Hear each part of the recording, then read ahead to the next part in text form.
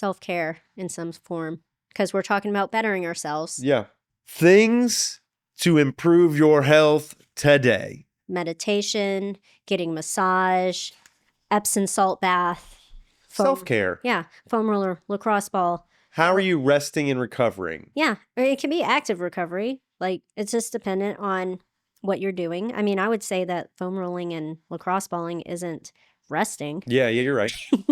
You're right. It's intense. It's intense. So I would call that active recovery. For sure. Yeah. So I feel like finding that time for yourself, whether it just be quiet time for yourself, if you're a more active person, or, active recovery, or some sort of, mental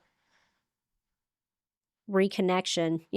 I feel like we always put ourselves last and have a struggle with making time for ourselves, and we lose the boundaries, and then we lose ourselves because we're too busy catering to others or allowing our job to overconsume ourselves or whatever.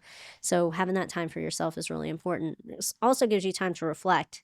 Like, have you been really taking care of yourself? What is that doing to impact you by not or by doing?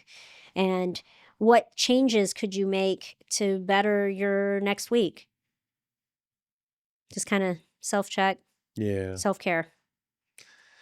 Yeah, I think that one's really important, Ashtyn. Yeah. I wouldn't say these are in like any sort of order. I think they're all important. Yeah, all of these are important. Because we could just put 5 number ones, really. That's true, but self-care is really important. Yeah. Whether that's mindfulness or meditation or rolling out or trigger pointing or doing looking over your schedule and being like, whoa, that was silly. Goose status. How about we create some boundaries and schedule some time for yourself throughout your week? Prioritize yourself. Yeah.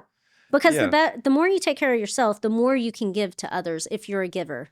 Yeah. If you're a giver or a caretaker, you have to put yourself first. You got to give to yourself. Yeah.